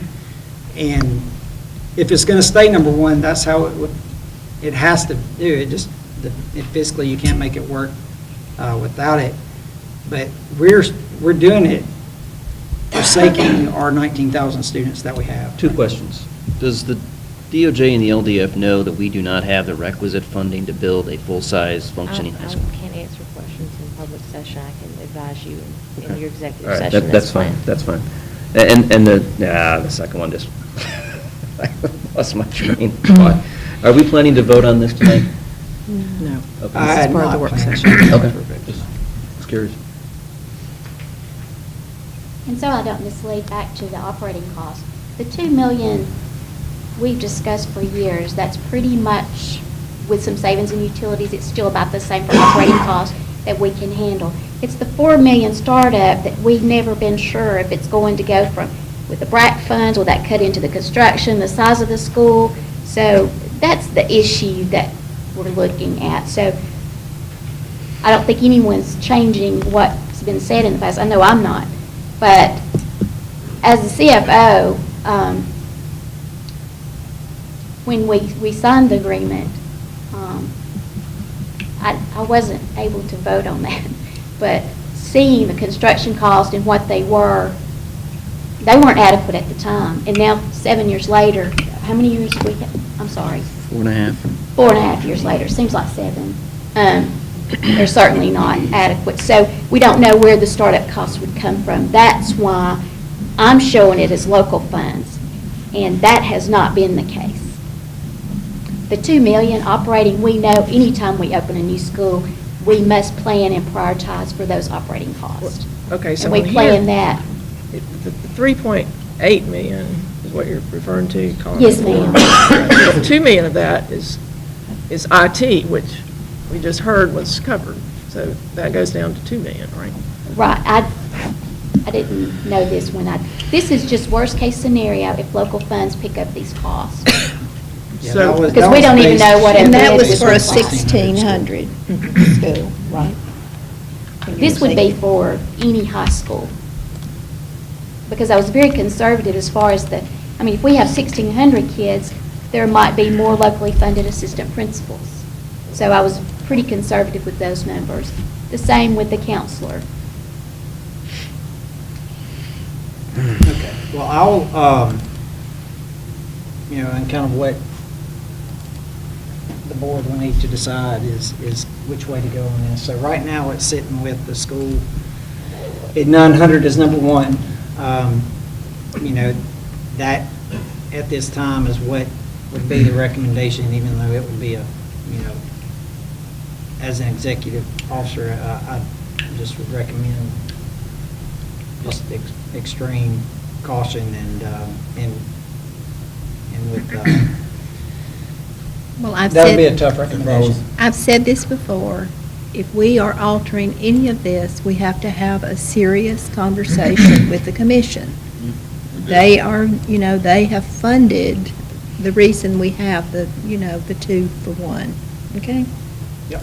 So, we can't, that's just the polite thing to do. If I was a resident of the Monrovia area, 900 student school with no athletics would not be attractive to me as a parent. I would rethink that policy, and I would say, okay, what can we do to strengthen the existing? We see all these issues we have here, and we had them prior to this, I understand, but we really have to rethink and reconsider what we're doing here with this 900 student capacity school. Yeah, and as a parent, or as a resident of the area that's going to be zoned, because I'm zoned into that according to the zoning plan we predict, I'm going to go to that new school. Or my neighborhood will, or that area. So, yeah, it does upset me that we would even consider building a 900-seat school with nothing for the children of that area. And then if you start doubling up on what we have at Sparkman, which is already in bad shape in terms of facilities, it's just going to make it worse. What was that? If you start using the facilities at Sparkman, if you don't have a football stadium at the new high school, you have to go to the high school. Now you're doing, instead of 10 football games or 5 football games a season, you're running 10. Right. Instead of 8 or 9 home baseball games, you're running 16 or 20. So you're just exasperating the deterioration of the facilities with no money to fix it. Y'all got to get you some AstroTurf. Yeah, I think the Don't days. tell that to Chris Shaw. He'll go out and The do it. days where we build just a structure and then we add on later, and the way our funding is currently, I don't think that's a wise decision. We can't just say, well, we'll get you a stadium, we'll get you a larger basketball court. I don't think if we're going to build it, we need to build it right. We don't need to build it piecemeal or partially. We need to build it the way it should be built. And I think, Ms. Rucker, you make a very good point. Yes, in the past, boards have deferred maintenance in order to build schools. But if we continue to do that, then we continue to make mistakes. And I don't think that's the route we should be going. But why all of a sudden do you decide that after building schools all over the county? I don't know that we built schools all over the county. If you look, Madison County Elementary was in dire shape and needed to be fixed. We had how many portables at Lynn Fanning? 17 at one time. So we didn't just willy-nilly up and decide to build a new school because we liked the way it looked or we didn't like the fact that there were too many people in one class. We built them because they were needed in that area. Some people think this is needed, and it's a matter of I don't opinion. disagree with that, but I do agree with the fact that at some point we do have to regroup and decide whether that is the most fiduciarily responsible move to make. And I think we're at that point, being that we now have been reduced to the ability to only build 900 student capacity school. Now, I've read in the past where you just can't willy-nilly decide to go use this money any way you want to. We've agreed to use it for the school, right? The FRAC funds are for capital needs. The project now that we have submitted to them is for the high school, and we have the 42 million balance. However, we can submit whatever projects as long as we spend the money. It's And the as long as it's not commission capital. to whom we are committed. Correct, and I think we need to make sure we have a It's like our conversation capital with them money, as well. once we, That's very different than a previous memo I read. who was the memo from? You,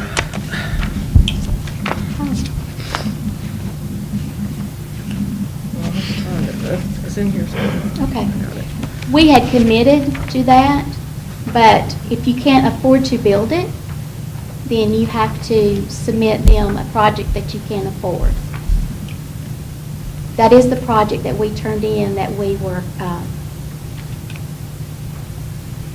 asking for reimbursement.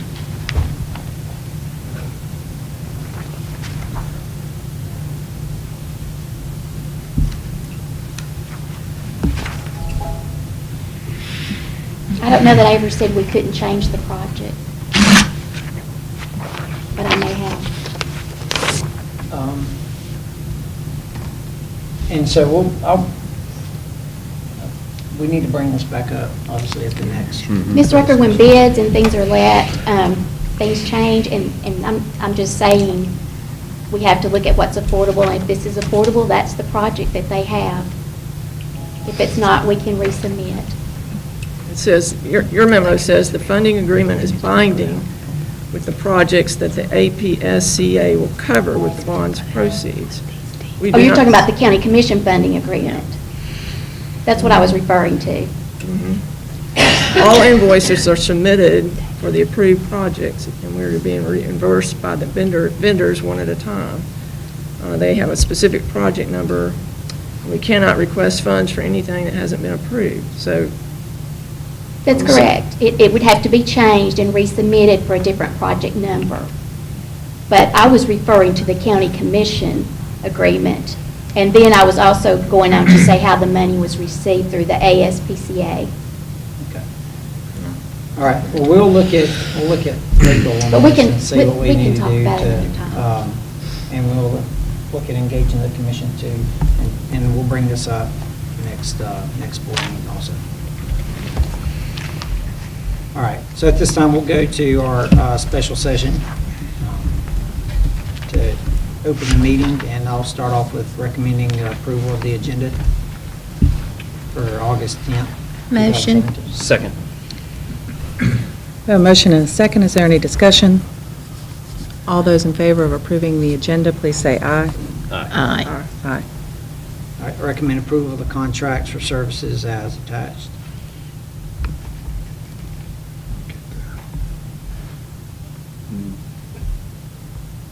Motion? Second. We have a motion and a second. Is there any discussion regarding the approval for contracts for services?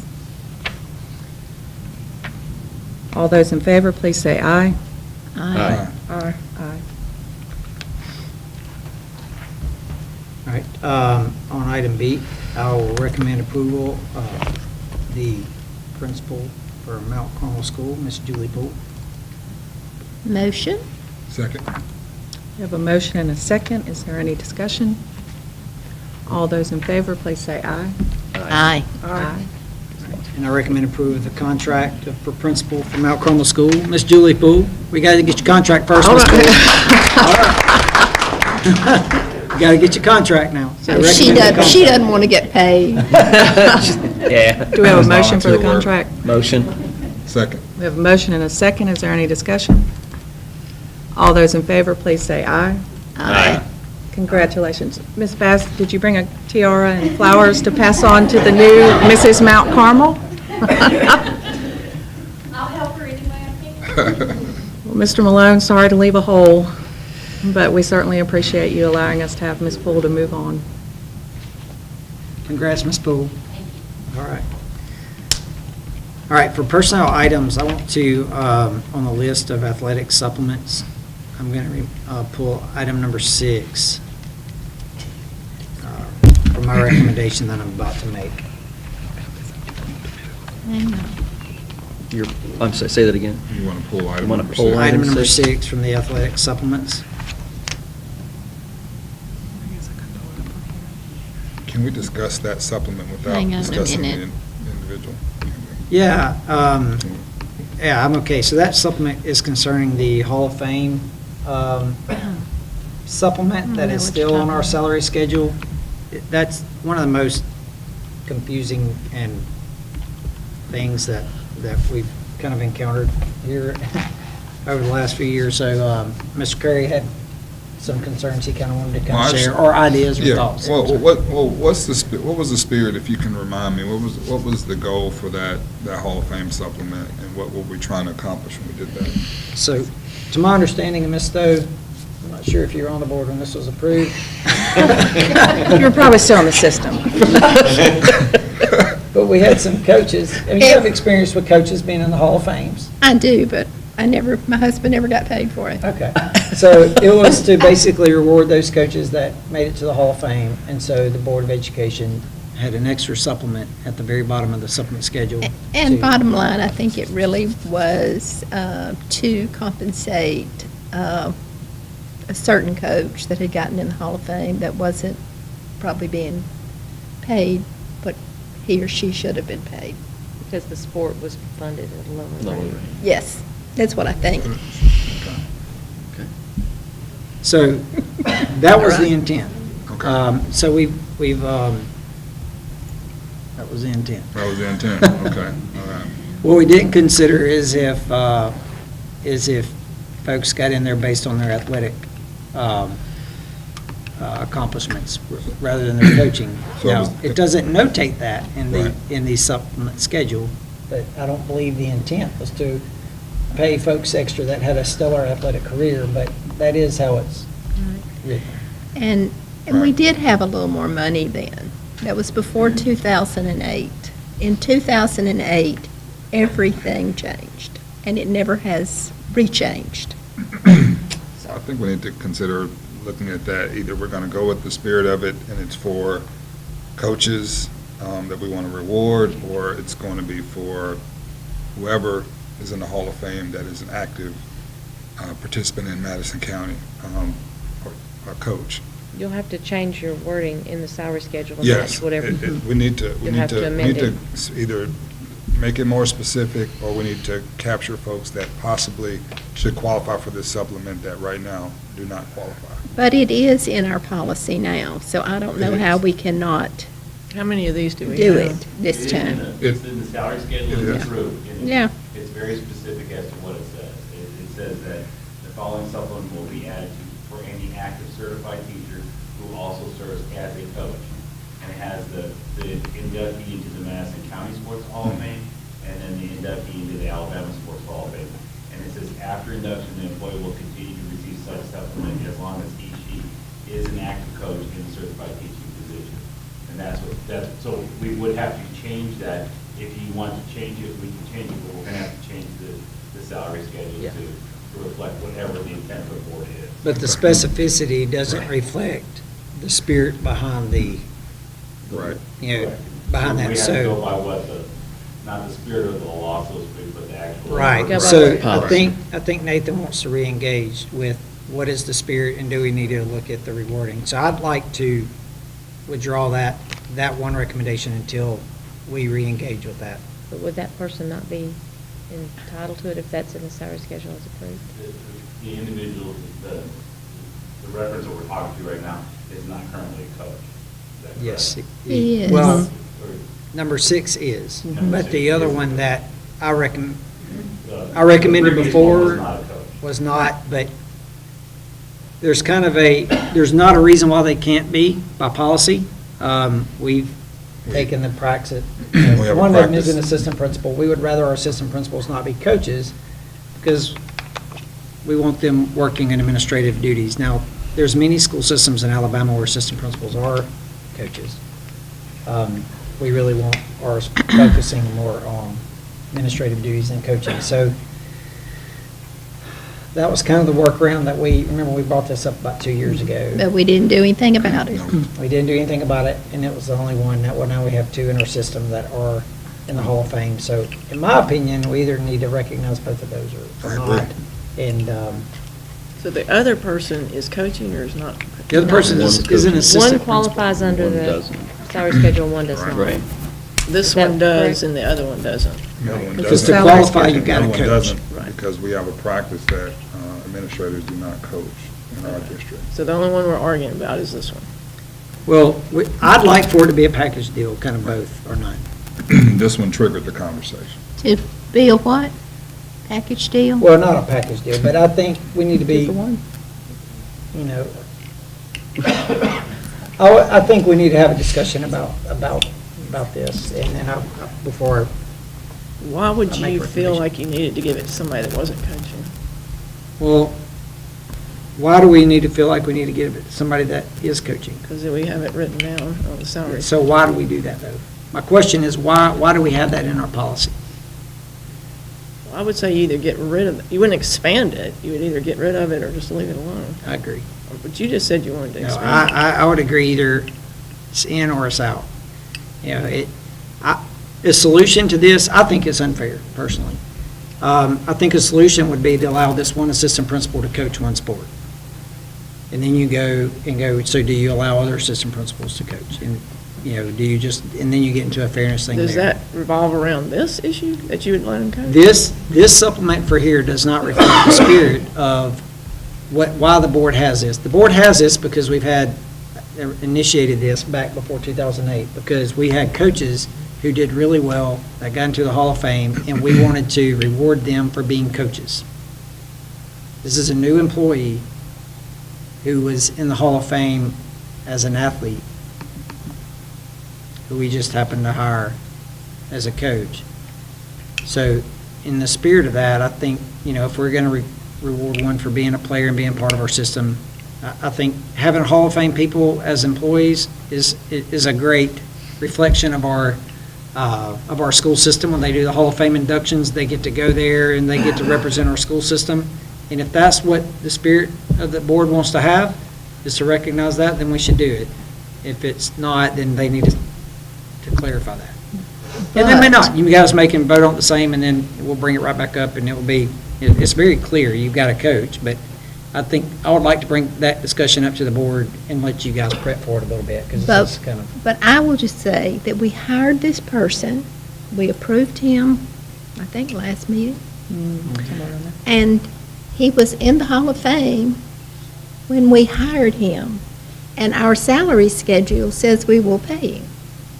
And I'm not sure that, you know, I'm sure he knew that when he came in. So that brings the question, does the board even act on it?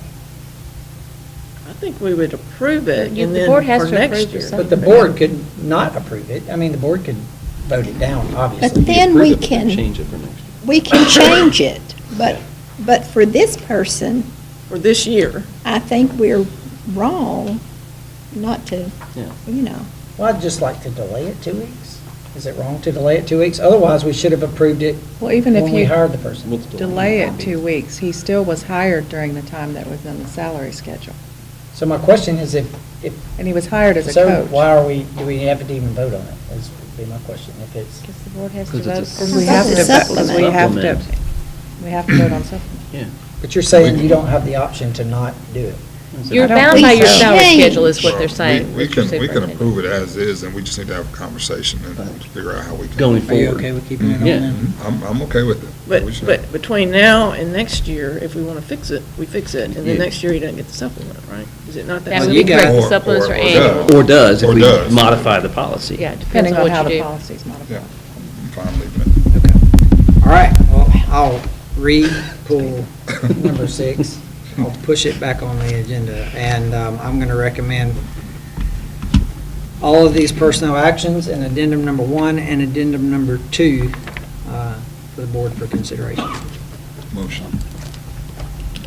Second. A motion and a second. Is there any further discussion I- regarding the personnel agenda? I have one thing. So I was kind of just going through here on my phone because I didn't have my computer with me for the last week. But I had a question for Mary. Stop. Where is she?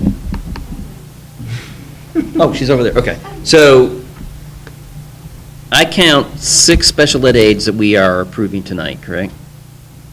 Okay, and we approved 2 or 3 at the last meeting. That's 9 of the 11 open slots that we had available, or that we have had available.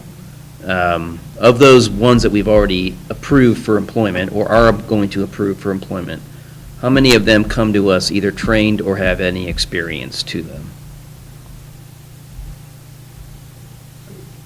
Two of them. I have a question on that too. They're all itinerant. Is that normal or is that something different this year? That's new. We've done it both ways. We've always done some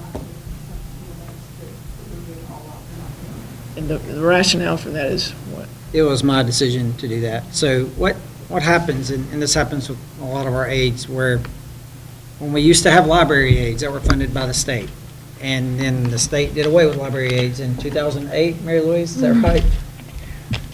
I don't know, I just walked into one of my libraries one day and said, oh, so you did away with my job. So And we I knew did nothing away- about it, it's one of those things, State but did. So- it was later than 2000. Yeah, I was on the board Yeah. when that happened. Oh, Yeah. okay. So library aides had to go somewhere, so they usually went maybe as a PE aide or special education aide or a computer aide. So a lot of times we have our aide positions change their roles, but when they're assigned to a school, we're very limited on where their next step is. So if they're a special education aide and their student graduates or transfers, we have to assign them somewhere else. If they're assigned to a school, they have to, there's ways to transfer folks, they have to stay in their feeder pattern, that kind of thing. And sometimes it makes it hard and we can't fit the best person in the best position.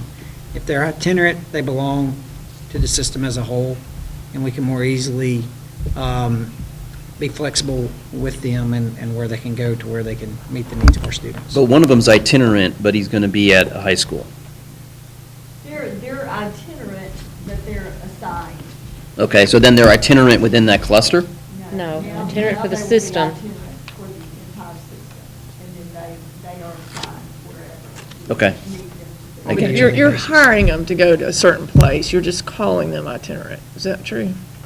Well, they're truly itinerant, but yes, there are openings at specific places that we are assigning. It's just a way to be flexible, is what It is a I. way Yeah, to be that's fine. flexible.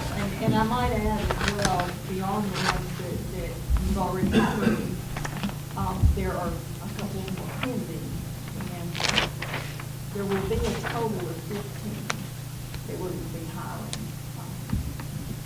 in all, it's all said and done. And there will still be 2 that are coming in. And that brings the total up to what? There will be a total of 15. Well, I mean, total, less the ones. We had 81? It's over 80 now. I think 82. And that compares to what last year? We ran about 76, I think, last year. So where does that extra money come from? It's all funded through. Budget. Through the federal, so you'd have to take it out of something. What went Well, away? their travel, their PD, their supplies, their equipment, testing supplies, or other personnel needs. Mary- Haven't gotten to that point yet. I'm sorry, Karen. Mary, how much time does it take to train one special ed aide? We normally do one training session to begin, and it's 2 to 3 hours. But the thing is, with these, like, we had the initial 9 positions, and then we added 2 more, and now we've added more. And so they're all closing and being hired at different times. They come to us, some of them we're waiting on fingerprinting and approval, so they're all approved at different times. But they can't go into the classroom, now until we train them. So I've already done 2 rounds of training. We're looking at another, and then there are a couple of special situations where we just absolutely have to get someone in immediately that will be doing individual trainings for those. Do you know if that training could that be like a contracted service where somebody comes in and provides that training for you? Or does that not exist? There again, I'm spending more money if I'm contracting people to come in and do training for me, so we just.